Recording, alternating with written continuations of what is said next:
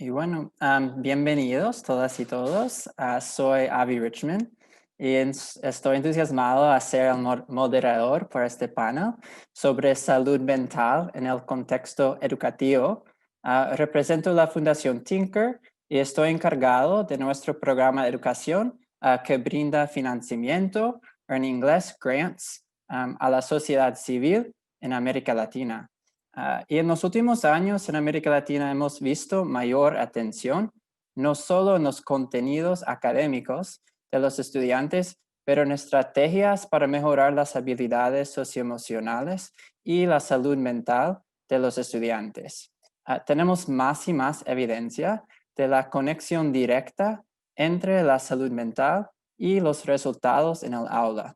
Y sabemos que muchos de nuestros niños, niñas y jóvenes en la región han sufrido trauma por abuso familiar, contextos sociopolíticos o cambio climático. Y en el último año, por la pandemia, que ha cerrado las escuelas y destruido la economía formal e informal.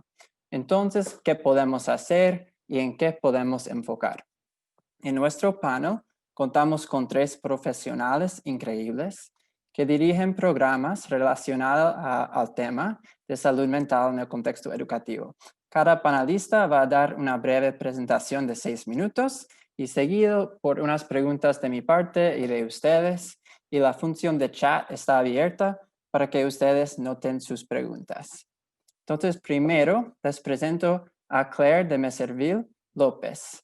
Claire es docente e investigadora de la Universidad de Costa Rica y representante para Latinoamericana del International Institute for Restorative Practices. Es licenciada en psicología por la Universidad de Costa Rica y cuenta con una maestría en educación por el Instituto Tecnológico de Estudios Superiores de Monterrey y una maestría en prácticas restaurativas. En su presentación se enfocará en la integración de iniciativas comunitarias en la promoción de salud mental en niños, niñas y adolescentes. Y Claire. Muchas gracias, Avi. Muchas gracias, compañeros y compañeras, por acompañarnos. En 6 minutos no me es posible profundizar en algunas definiciones, así que le he pedido a Mati que en el chat pueda poner algunos textos que puedan ir un poquito más en profundidad de cosas que voy a mencionar, como la definición de justicia restaurativa y prácticas restaurativas. Me voy a limitar a mencionar que por prácticas restaurativas estamos hablando de mecanismos para la construcción comunitaria de paz, para la reparación del daño, para la resolución pacífica de conflictos en diferentes entornos, incluyendo escuelas. Y me gusta decir que se basan en 3 principios claves: separar la dignidad personal de cada quien de su conducta. Una cosa es la persona y otra cosa es su conducta. Fomentar relaciones de apoyo afectivo, pero manteniendo siempre altas expectativas. Decía María Montessori que nunca hagamos por un niño o una niña lo que él o ella puede hacer por sí mismo, es decir, hacer las cosas con los niños en lugar de por ellos, o a ellos con los y las adolescentes también, y generar transparencia comunitaria en cómo manejamos roles de autoridad, de supervisión, de cuidado. John Braithwaite, como criminólogo, hablando de justicia restaurativa, decía que si el crimen hiere, la justicia debe sanar. Y en esta conferencia que hablamos sobre salud mental, yo me hago la pregunta acerca de cómo estamos en términos de accesibilidad de los procesos para salud mental y atención al trauma desde la responsabilidad humanística y científica. La salud mental no puede meramente medicalizarse ni individualizarse. Requiere también de respuestas que sean comunitarias, sistémicas y holísticas. Por poner un ejemplo, los protocolos del Ministerio de Educación Pública en Costa Rica ante riesgo de conducta suicida o autolesiva establecen que hay que remitir a la persona a los sistemas de salud. Y eso está muy bien, el proceso terapéutico debe llevarse a cabo con rigor. Sin embargo, ¿qué hace la comunidad cuando algo así está sucediendo?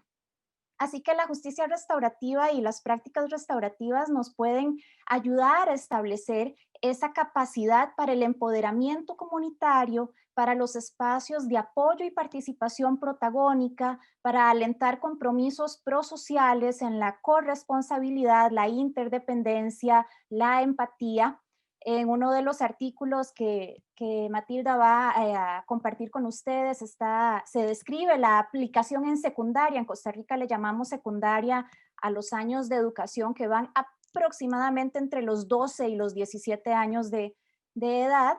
Y no significa esto que vamos a reemplazar a los sistemas tradicionales disciplinarios, ni tampoco a los procesos terapéuticos específicos que hacen falta, pero sí podemos reconocer que las respuestas punitivas, adultocéntricas, colonizadoras, normalmente lo que hacen es revictimizar y perpetuar el trauma. Desde este primer principio restaurativo de separar la dignidad persona de su comportamiento, la persona no es esto que hizo este día, la persona es más que eso. Podemos reconocer que desde lo comunitario necesitamos atender necesidades subyacentes y más en un periodo histórico y social como el que estamos atravesando, que no solo tiene que ver con el enramado de situaciones particulares que cada persona vive, sino con el trauma colectivo que compartimos de una o de otra medida. Dominic Barter, hablando de círculos y justicia restaurativa, decía que el día que la justicia deje de obsesionarse con quién hizo algo malo y se enfoque en las necesidades subyacentes, ese día la justicia dejará de servir al poder y comenzará a servir a las personas. Y yo creo que una frase poderosa como esta aplica de una manera particular a lo que son los entornos educativos, porque entonces dejamos de hablar de prácticas restaurativas o de justicia restaurativa como esta reacción, sino más bien como esta construcción comunitaria que nos ayude a tener entornos más saludables. Y cómo esto puede ayudar en la construcción personal de la salud mental es algo que necesitamos continuar explorando e investigando. Así que una justicia restaurativa se basa en acompañar a las personas, trabajar desde su historia, desde su realidad, donde podamos integrar los procesos terapéuticos que cada persona debe llevar en los espacios adecuados para ello y que no pueden ser sustituidos. Por ejemplo, la atención a situaciones de trauma no puede ser sustituida por las acciones colectivas y comunitarias, pero ciertamente puede ser complementada, porque si este proceso de sanación se queda limitado a las conversaciones individuales, pero la persona sigue regresando a entornos eh, con mucho daño y con mucho riesgo e inseguridad, difícilmente vamos a poder hablar de una salud mental. Poder reconocer que la salud mental tiene que ver también con la salud social y con la salud comunitaria es el gran desafío que tenemos, y el rol de las instituciones educativas en ese proceso de salud y en estos años de tantas transformaciones y de ampliación de brechas no solo es una tarea pendiente, sino urgente. Así que bueno, ¿cómo acompañamos a las personas y cómo podemos integrar estos procesos terapéuticos que siempre se retroalimenten de la sabiduría contextual? Y ahí resulta que estos diálogos restaurativos no se limitan al trabajo con los y las estudiantes, niños, niñas y adolescentes, sino cuáles son los diálogos interdisciplinarios, interinstitucionales que necesitamos mantener y profundizar las personas que trabajamos con la juventud. Como les mencioné, pues el tiempo es breve, pero ahí hay algunos recursos que les vamos a compartir. Mati también les va a poner en el chat mis datos de contacto y estoy agradecidísima por la invitación. Que sigan disfrutando el día y estoy a las órdenes. Muchísimas gracias, Claire, por esta introducción a las prácticas restaurativas. Y entonces ahora vamos a hablar un poco más sobre el uso en las escuelas. Y nuestra segunda panelista es Maritza Trejo, la directora regional de educación de Glasswing. Es una salvadoreña apasionada por la educación, licenciada en Ciencias Políticas de la Universidad de California y tiene maestría en Política y Evaluación Educativa de la Universidad José Simeón Cañas. En su presentación nos va a dar ejemplos de su trabajo y cómo Glasswing trabaja para mejorar las habilidades socioemocionales de los estudiantes y docentes en sus escuelas comunitarias en Centroamérica. Maritza. Hola, hola, buenos días y muchas gracias a todos por acompañarnos. Realmente es muy emocionante compartir también este momento con con Claire, Abby y Francisco. Voy a compartir pantalla. Denme un segundito.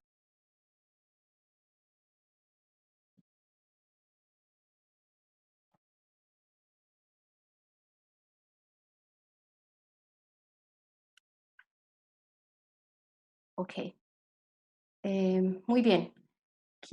No sé por qué no me puedo ver. Ay.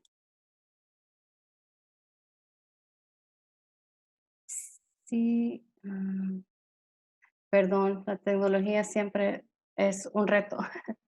Bueno, no los puedo ver a ustedes porque estoy viendo mi pantalla, pero voy a comenzar. Como dijo Claire, tenemos muy poquito tiempo. En estos 6 minutos lo que espero es como contar un poquito también de la experiencia de nuestro trabajo en Glasswing, como ya dijo Abby, de cómo a través de nuestros programas buscamos fortalecer estas habilidades socioemocionales. Pero antes, pues, enfatizar la importancia que es la salud mental para todos y para todas, y principalmente en estas edades de desarrollo de nuestros niños y niñas. Sabemos que los niños y niñas que tienen acceso y que reciben salud mental, servicios de salud mental o apoyos psicosociales, tienen más éxito en la escuela y en la vida. Esto no solamente se refiere, digamos, a los resultados académicos que ya mencionaba Abby, sino que también a otros beneficios como las mejores relaciones que pueden tener con sus pares, mejores relaciones con sus familias, mejores relaciones con sus docentes, y todo esto que igual contribuye a un ambiente educativo más óptimo para el aprendizaje. Es muy importante también hablar, que ya lo hemos mencionado y es un poco el tema eh, de toda esta conferencia, que la salud mental no es solamente la ausencia de una enfermedad mental, ¿no? Hay muchas maneras en cómo nuestra salud mental se refleja. En este tiempo de la pandemia en El Salvador se hizo una encuesta nacional y estos son algunos de los síntomas que se vieron reflejados de los estudiantes que estaban viviendo durante la pandemia. El 36% de los chicos mencionaron que estaban nerviosos, un 35% se preocupaban mucho, estaban angustiados, sobre todo por la seguridad de ellos mismos, de sus familias, que este virus que por el momento todavía estamos aprendiendo de él, cómo les podía llegar a afectar sus hogares. Esto causaba también mucha tristeza y el 31% de los jóvenes también dijeron que esto les estaba afectando su hora de dormir, que también sabemos que está vinculado a otros beneficios generales de bienestar. En nuestras propias encuestas que hicimos con los jóvenes vimos resultados similares, y algo que los chicos nos decían constantemente era de que estaban conscientes de que eso también les estaba afectando mucho su facilidad para concentrarse en sus clases, ¿no? Entonces vemos cómo todo esto realmente está conectado. Sabemos que desde antes de la pandemia ya había preocupación en los centros educativos por parte de los docentes, por parte de las familias, por parte de todos los que trabajamos en centros educativos, por el alza a otro tipo de incidentes relacionados con la salud mental, ¿verdad? Tanto como hasta el suicidio de chicos y chicas que estaban llegando a esto por no tener acceso, por un lado, y por otro lado, por el estigma que muchas veces está asociado con el servicio de salud mental. Lamentablemente, como dijimos, por ese mismo estigma, esto no se está recibiendo. Y luego está también, voy a dejar ya de compartir para poder verlos porque siento que estoy hablando sola. No sé si ya lo dejé. Ya. Ok, perfecto.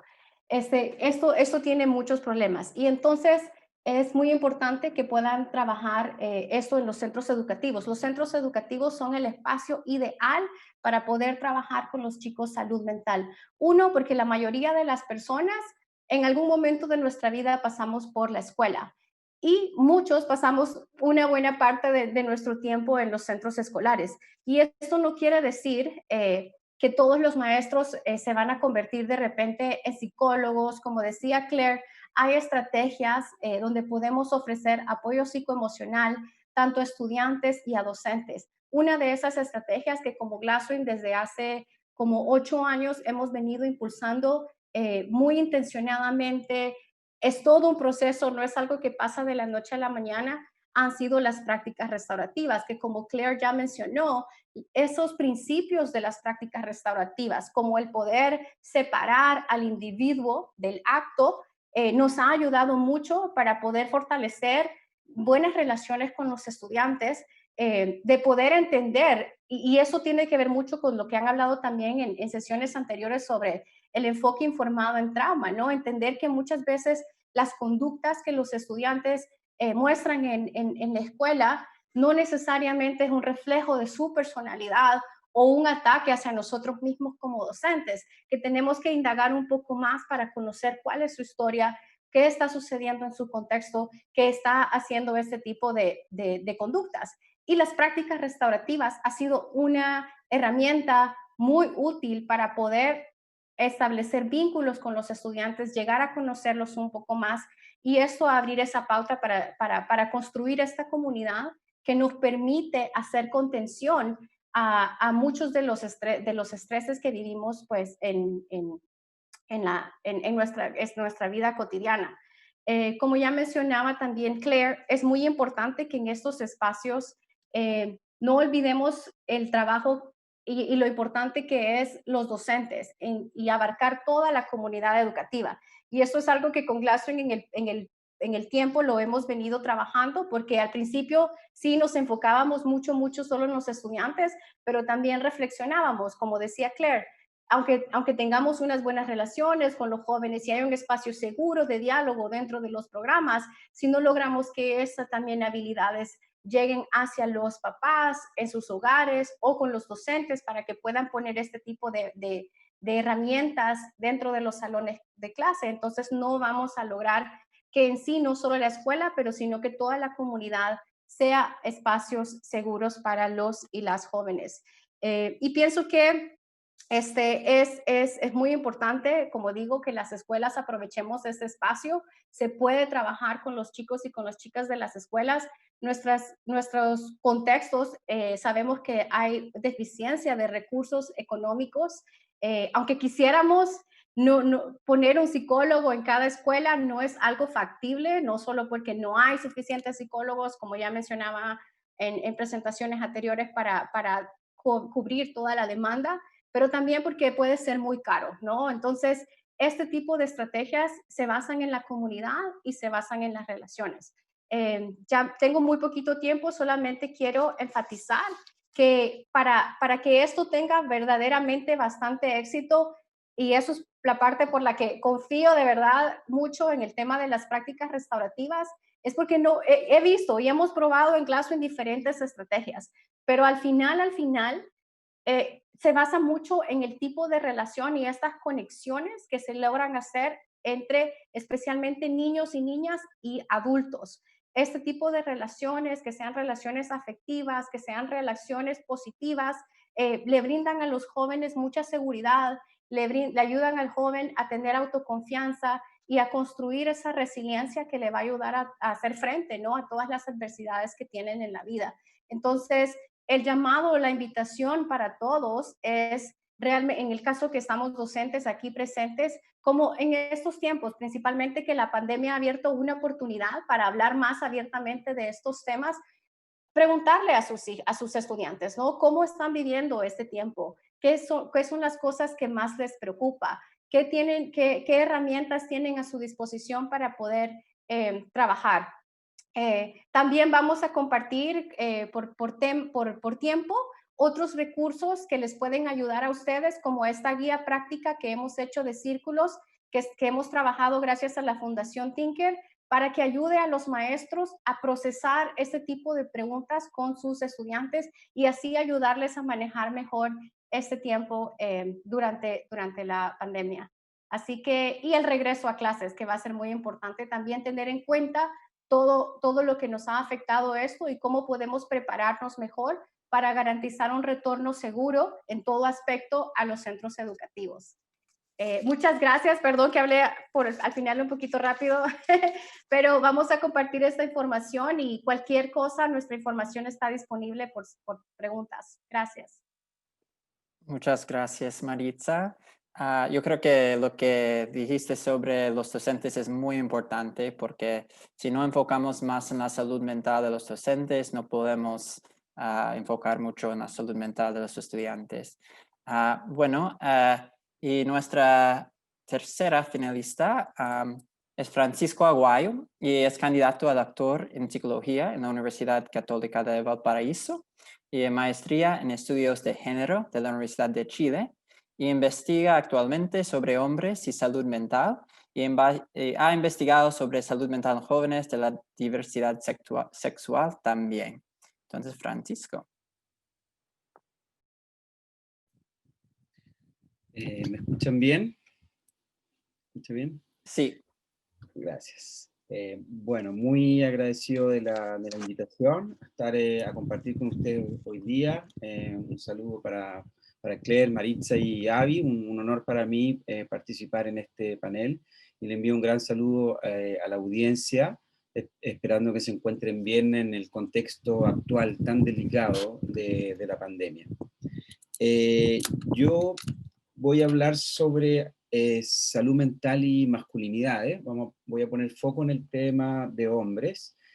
He trabajado como investigador y haciendo programas y diseñando programas socioeducativos con hombres de distintas edades por cerca de 20 años. Entonces tengo una especialidad ahí y también me he dedicado al tema de salud mental, tanto haciendo atención clínica como psicólogo, y también, como decía Avi, investigando en algunos tópicos de salud mental, y algo de eso es lo que les quiero transmitir en estos breves minutos que tenemos. Bueno, lo primero es que la salud mental de los hombres requiere un abordaje específico, con cierta sensibilidad de género, porque tenemos distintos estudios en el mundo que nos muestran que la cultura masculina, que el machismo o que la masculinidad hegemónica es una variable influyente en cómo los hombres viven sus experiencias, sus necesidades y cómo viven la salud mental. Por ejemplo, yo estoy investigando sobre el tema de depresión y ahí en distintos contextos se ha encontrado cómo a los hombres les cuesta reconocer en general, ¿no? Obviamente no todos los hombres, pero en general a los hombres les cuesta reconocer cuando están pasando por un proceso de desánimo, les cuesta muchas veces identificar sus emociones, les cuesta pedir ayuda y ven también la masculinidad en estos procesos en el sentido de mostrarse rudos, invulnerables, fuertes, etc. Entonces, en los procesos de salud mental de los hombres se juegan muchas veces algunos de los valores de la masculinidad hegemónica, y eso entonces hace mucho más difícil que los hombres se atiendan. Por ejemplo, que pidan ayuda. Por ejemplo, en Chile, en la atención primaria en salud, de solamente un 16% de todas las personas que se atienden por depresión, hay un gran programa de depresión en Chile, en la salud pública, solamente un 16% de los que llegan a ese programa son hombres, ¿no? Entonces, eso no cuadra con las cifras que tenemos sobre salud mental, que si bien la depresión es el doble de frecuente en mujeres, y es un enorme problema, y lo podemos, por cierto, mirar con perspectiva de género, pero ahora vamos a poner foco en los hombres. Igualmente en Chile cerca de 1 de cada 10 hombres está en riesgo de sufrir depresión según la encuesta nacional de salud pública. Bueno, también hay hombres que no cumplen con la norma de la masculinidad o con la expresión de género, lo que supuestamente se espera de cómo un hombre debiera comportarse, vestirse, parecer, o piensen también, por ejemplo, en los hombres trans, ¿no? Entonces, si por alguna razón no cumplen con el molde de lo que la cultura espera, de lo que debiera ser un hombre, esto también los pone en riesgo de discriminación, los pone en riesgo también de estigma internalizado, y eso por supuesto que pone en mayor riesgo su salud mental. tanto porque pueden sufrir discriminación o tanto por la discriminación que imaginan o piensan que pueden recibir, que a eso se refiere la noción de estigma internalizado, que se ha estudiado mucho con las personas de la diversidad sexual. Ahí tenemos otro tema que nos habla de por qué es importante poner perspectiva de género para estos asuntos.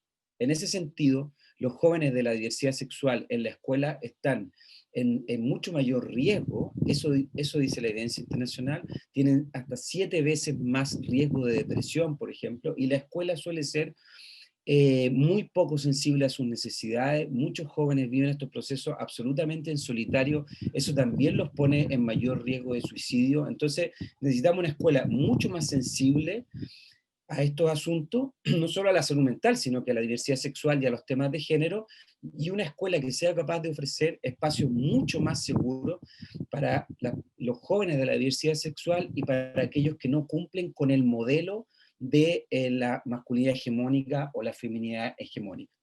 Otro asunto que también es muy importante en este campo es el tema de la salud mental de los padres. Hay toda una línea de trabajo en los estudios de masculinidad que tiene que ver con la paternidad activa. Entonces, la escuela es un espacio muy importante desde el cual podemos trabajar con los hombres, porque los hombres tienen interés en involucrarse en los procesos educativos de sus hijos. Qué decir cómo han vivido muchas familias la pandemia, viendo disminuido su ingreso, perdiendo el trabajo, con desempleo, y sabemos cómo eso es vivido por muchos hombres como un atentado a la masculinidad hegemónica. Entonces, hay muchos hombres que están viviendo, y por supuesto mujeres, con gran estrés el tiempo de pandemia, y ahí entonces nos interesa cómo viven los padres y apoderados estos asuntos, y cómo este estrés o estas condiciones afectan también el bienestar y la salud mental de los hijos. Ahí hay otra línea de trabajo que me parece muy importante. Para finalizar, ¿cómo construimos, además de espacios seguros en la escuela, dispositivos que nos permitan atender las necesidades en salud mental de los hombres? Como decía, con enfoque de género, con enfoque de masculinidad, con sensibilidad a los temas de género. Para eso los espacios grupales son espacios mucho más costo efectivos, siguiendo también lo que decía Maritza. Ahí la experiencia en Costa Rica, el Instituto Web, es una experiencia modelo en términos de tener servicios grupales abiertos a la comunidad, a los cuales los hombres pueden asistir. Es una experiencia muy interesante. También son importantes, y voy finalizando, las líneas telefónicas, donde los hombres que están pasando por crisis de salud mental, o por riesgo de suicidio, o incluso tienen riesgo de ejercer violencia, pueden llamar ahí. Finalizo con la idea de que el tema de la victimización también en los niños hombres es un asunto que merece atención. Si bien la victimización, por ejemplo, por abuso sexual, es mucho mayor en mujeres, también es cierto que hay niños hombres que sufren abuso sexual y muchas veces viven estos procesos en absoluto silencio. La misma masculinidad hegemónica dificulta que le puedan contar a alguien, entonces requerimos un apoyo específico con una mirada de género también a los niños que han sufrido victimización. Y bueno, otra forma de victimización como el bullying u otra forma de discriminación. Con eso finalizo. Muchas gracias. Muchas gracias, Francisco.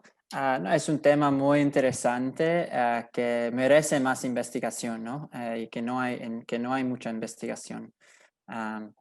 Bueno, entonces ahora hemos llegado a las preguntas. Entonces, si alguien de la audiencia tiene pregunta, pueden ponerlo en el chat. Primero yo voy a comenzar con una pregunta de mi parte y después voy a leer las preguntas de la audiencia. Bueno, entonces, algunos de ustedes ya habían hablado un poco sobre la pandemia, pero como estamos viviendo en la pandemia y está afectando a todo, ¿cómo ha cambiado su trabajo acerca de salud mental en la pandemia? Entonces, esos son para las 3 panelistas, para Maritza, Francisco y Claire.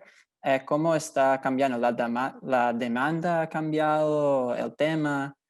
¿Cómo ha cambiado? Entonces, tal vez podemos comenzar con Claire. Sí, muchas gracias, Avi. Tal vez una de las principales cosas que ha cambiado ha sido la necesidad de poder buscar nuevas soluciones cuando la presencialidad desapareció de un día para otro. y los tremendos riesgos que eso ha representado de personas que de todas maneras estaban acercándose a los márgenes del sistema educativo, las vamos a perder por completo. Además de poder ver cómo desde la parte educativa ser sensibles al incremento del riesgo de abuso, violencia, estrés dentro de lo que es las familias, ¿verdad? Donde los sistemas educativos han sido de alguna manera una posibilidad de identificación de ciertas cosas para poder responder a cosas que están experimentando las personas menores de edad. Sin embargo, más allá que el tema de técnicas o metodologías en prácticas restaurativas con estudiantes, aunque han surgido y de pronto la técnica o la estrategia restaurativa más fuerte era darle una llamada telefónica a un estudiante, poder recuperar lo relacional, sacar espacio de las clases virtuales para quienes han tenido ese recurso para hacer un círculo y preguntarles cómo han estado. En el caso de población juvenil en condición de privación de libertad, los profesores y profesoras lo que hacían era organizarse para hacer una campaña para enviarles algún tipo como de chocolate, con alguna nota de ánimo, ¿verdad? Cosas que tuvieran que ver con decirle al estudiante o al estudiante, hay una persona adulta que está pendiente no solo de tu nota, sino de qué pasa contigo. Pero lo más fuerte ha tenido que ser decirle a los profesores y profesoras cómo abren espacios para acompañarse entre ustedes. Eso es algo que había que hacer desde antes de que entráramos en condición de pandemia. Entonces hablábamos de prácticas restaurativas o de justicia restaurativa solo en el trabajo con los y las estudiantes y había que decir, bueno, pero también ustedes como comunidad docente, como comunidad profesional, como comunidad de practicantes, como ustedes están teniendo espacios para fortalecer ese entretejido de atención, ¿verdad? Y ahora con la pandemia eso ha sido crucial, que los y las profesoras, podamos decir cómo hacemos un círculo con los y las profesoras, porque ha sido una situación sumamente difícil y está bien decir no estamos bien, ¿verdad? Y poder partir de allí. Tal vez Maritza puede complementar esto porque yo sé que en su trabajo están haciendo círculos virtuales y así ese trabajo. Sí, realmente la pandemia pues nos obligó a todos a innovar y buscar como maneras de seguir conectados con ellos. Para nosotros era muy importante que nuestros estudiantes supieran de que aunque no pudiéramos estar con ellos en las escuelas, que contaban con nosotros de todas maneras. Entonces, cambiar toda la manera en que solíamos operar, todo lo pasamos de manera virtual. Y como ya mencionaba, para nosotros las prácticas restaurativas es como una de nuestras herramientas principales y entonces empezamos a tener círculos, no solamente con estudiantes. Yo creo que una ventaja, por ejemplo, de esto de la pandemia es de que antes, y creo que lo habíamos hablado antes, Avi, pues no, para nosotros capacitar a docentes en prácticas restaurativas tomaba mucho tiempo y recursos, porque la capacitación, Claire sabe, es bien extensa, pero esto nos ayudó a acelerar y junto con el Instituto Internacional de Prácticas Restaurativas buscar una manera de hacerlo virtual, ¿no? Y entonces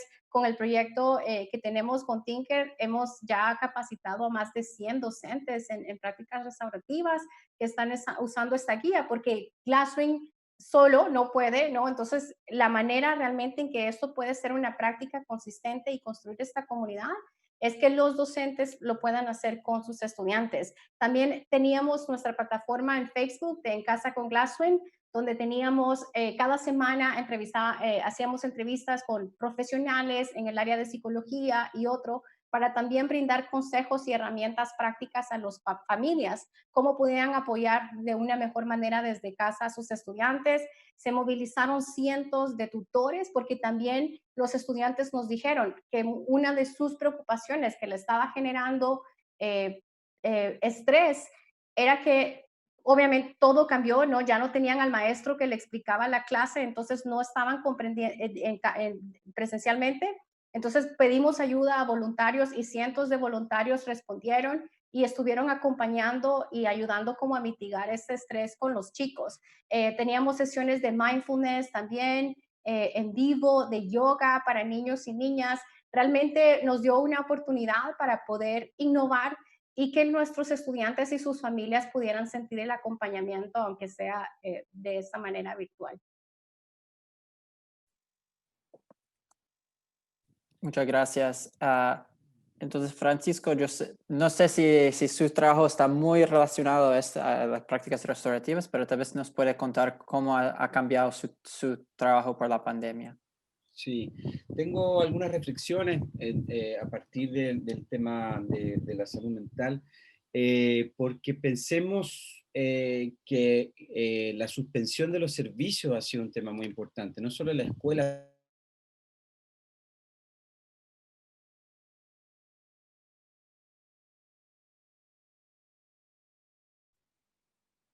Yo perdí la conexión, ¿sí? Sí, creo que nosotros todavía estamos acá. Ok. Bueno, Ah, no sé, ahorita se reconecta. sí, Francisco, no sé si... Ok. Si nos están escuchando, Yo sí Sí te se escucho bien, escucha. Abby. ok.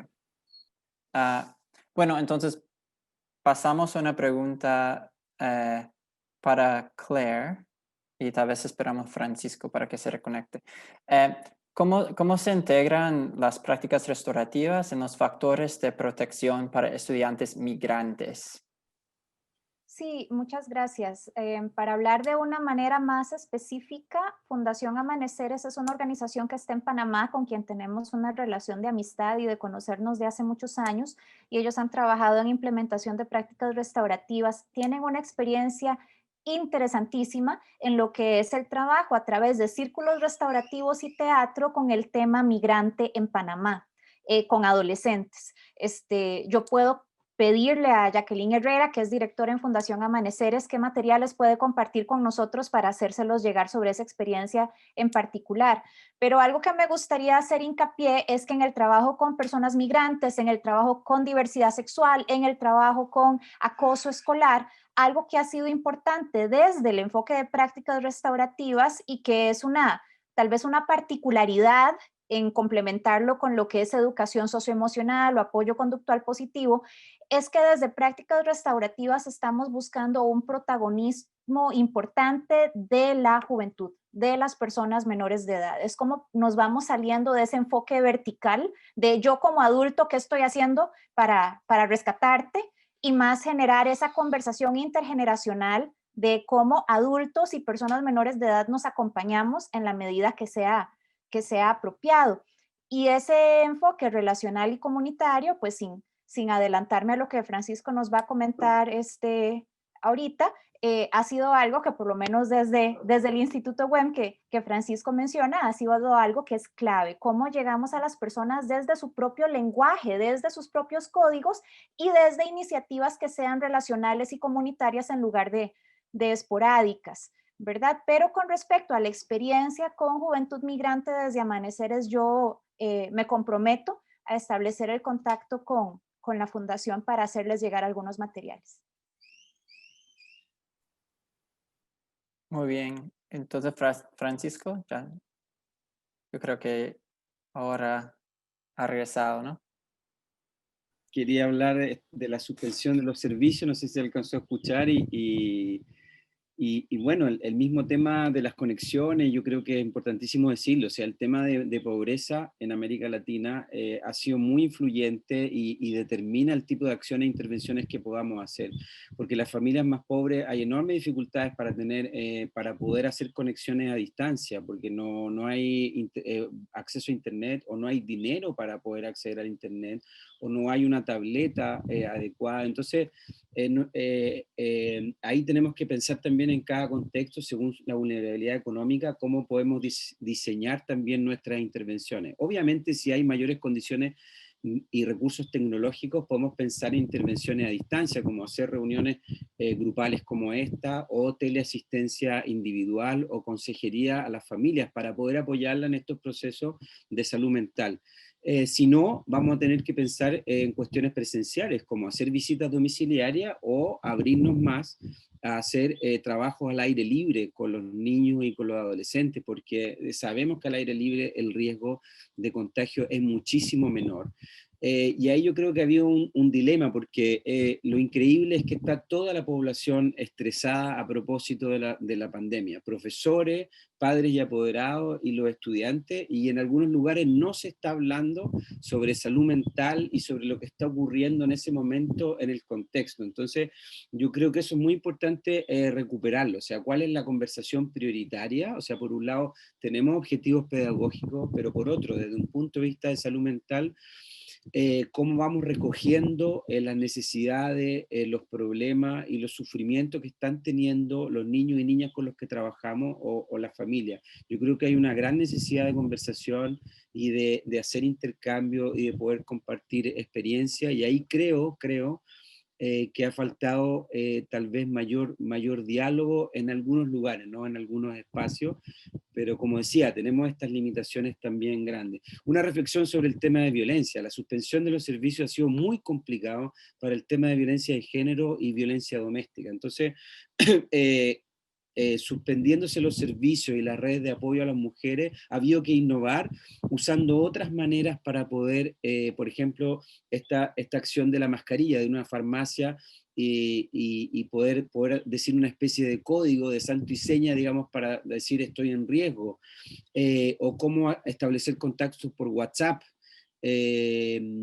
Bueno, y los desafíos de la teleasistencia. Yo que trabajo más en salud mental, poder tener servicios como asistencia telefónica, líneas telefónicas, eso es mucho más barato, pero el problema es qué haces tú con la gente que llama y que está en una crisis mayor y necesita acceder a un servicio. Y ahí tenemos otra vez el problema de pobreza y los países donde hay muy poca disponibilidad de servicios de salud mental, muy pocos psicólogos, y ahí otra vez tenemos que pensar entonces, la prioridad sería hacer formatos y dispositivos grupales para poder trabajar los temas de salud mental, porque son mucho más costo efectivos y son mucho más apropiados a la realidad latinoamericana.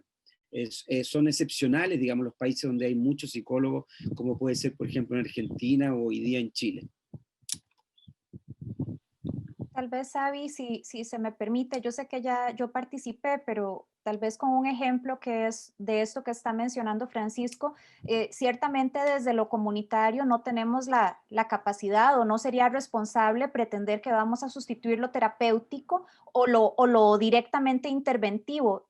Sin embargo, un ejemplo de una pregunta que hacemos en círculo con estudiantes, y ahora desde la virtualidad estamos buscando nuevas formas de hacerlo, o desde la distancia o desde la comunicación análoga, porque no siempre la educación a distancia está siendo virtual.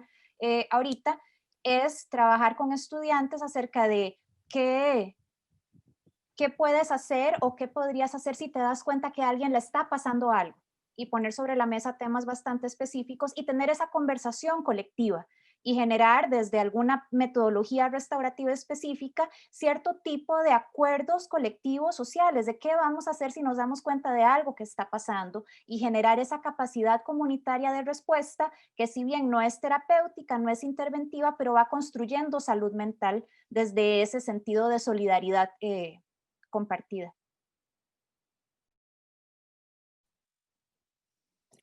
Sí, creo que esas conversaciones son muy importantes en esos momentos. Y bueno, no tenemos mucho tiempo, creo que solo falta como unos 2 minutos. Entonces solo voy a hacer una última pregunta, que es como, ya habían hablado un poco de eso, pero ¿qué consejo daría a una profesora que quiere enfocar más en las habilidades socioemocionales o la salud mental en su aula? Entonces, ¿qué consejo práctico les daría? Y es para los tres, y después vamos a finalizar este panel.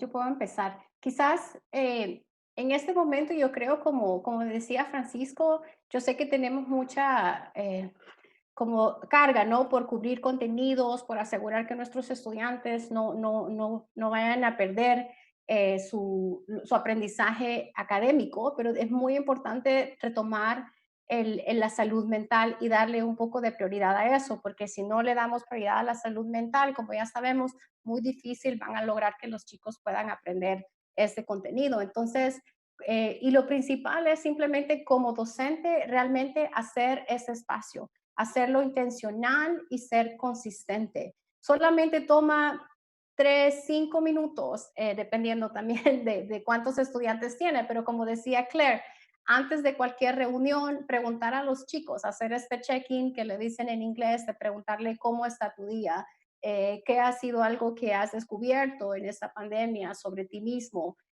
como decía Claire, pero generar esta conversación que no solamente ayuda, ¿no? A tener empatía, porque te das cuenta que lo que tú estás sintiendo, a lo mejor de tristeza, el miedo, el agobio, hay otros compañeros de tu clase que así lo están sintiendo. Y también preguntar qué podemos hacer entre nosotros mismos para darnos ese apoyo mutuo. Y es muy enriquecedor estos espacios que hemos visto con los estudiantes, que ellos han estado muy agradecidos porque sí les ha ayudado como a poder conectarse, que es una de las cosas que más extrañan, ¿no? El perder ese contacto con sus compañeros de clase.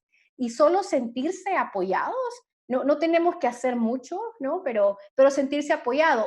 Y brevemente también que en estos círculos, en estas conversaciones, también podemos identificar estudiantes que sí a lo mejor están teniendo una necesidad más grave y que necesitan de otro tipo de atención profesional. Entonces es muy importante también que como docentes tengamos acceso, tengamos conocimiento de cuáles son las organizaciones. Ahorita los gobiernos, los mismos ministerios de educación han puesto líneas de emergencia para atender casos graves de atención de salud mental.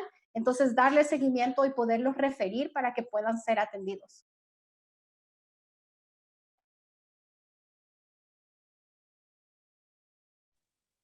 Claire ¿Puedo? o Francisco quiere como finalizar. Si gustan, sigo yo y luego le paso la palabra a Francisco para que nos ayude con el cierre. Que hay algunas recomendaciones, tal vez hacer énfasis en que desde prácticas restaurativas, desde metodologías de círculos de justicia restaurativa, una de las principales cosas que estamos buscando es generar espacios de participación para todas las personas que están en la comunidad, de manera que no solo quienes participan más o tienen una personalidad más extrovertida o que de por sí ya tienen ciertos recursos externos o internos, sean a quienes escuchamos como docentes, sino poder hacer menos probable que esas personas que tal vez se nos vayan entre las grietas, pues efectivamente se nos vayan entre las grietas y más ahora. Pero lo que a mí sí me gustaría enfocar es que cualquiera de estas metodologías, valga la redundancia, es un método, no un fin, ¿verdad? Entonces, al final, ¿cuál es el fin? El fin es poder generar ese sentido de conexión personal y comunitaria que nos pueda ayudar a enfrentar la adversidad y a construir salud. Y para eso necesitamos empezar por estar bien nosotros. ¿Qué estamos necesitando nosotros para poder estar bien, para podernos conectar con los demás? Ciertamente no vamos a poder hacer todo, la necesidad es mucha, los problemas son muchos, son muy complejos, pero si nos dejamos llevar por esta sensación de pesimismo y de desesperanza, difícilmente vamos a poder ayudarle a estudiantes que ahorita nos necesitan más que nunca. Entonces, tal vez sonando un poco cursi, pero una de las grandes cosas que necesitamos es cómo cultivar esperanza. Entonces, lo dejo allí. Muy de acuerdo con lo que han planteado las colegas. Bueno, yo creo que un asunto importante es la formación, la capacitación y que podamos circular, intercambiar entre nosotros materiales para las docentes, los docentes que tengan que ver con salud mental y que tengan que ver también con estos otros temas de género y de diversidad sexual y de género.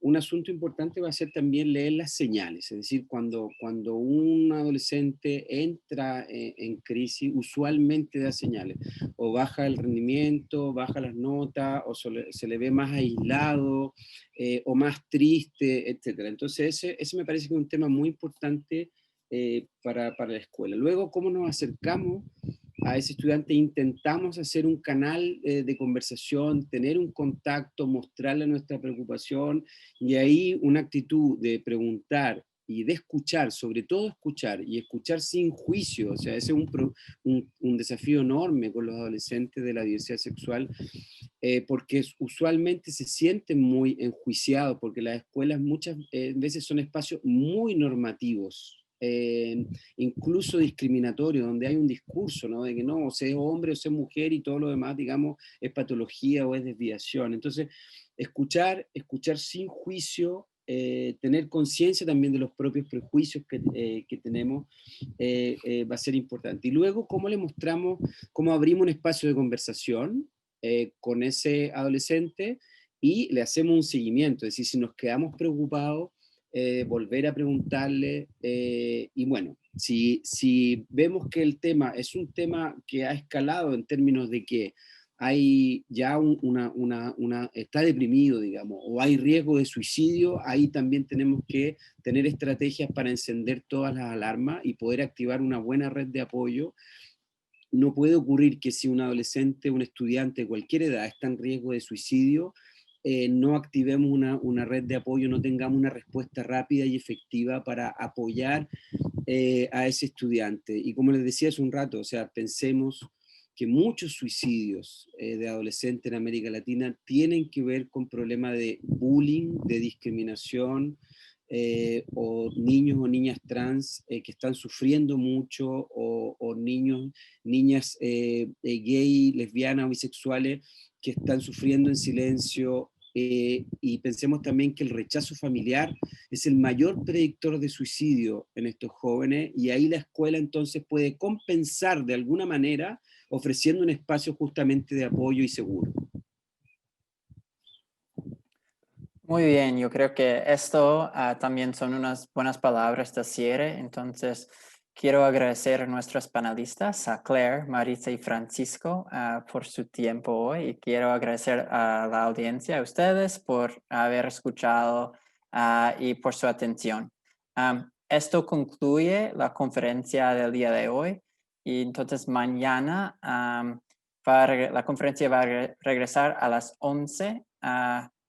Tiempo, creo que hora Nueva York o Eastern Time. Entonces va a regresar mañana. Entonces, muchísimas gracias. Saludos a todos y cuídense.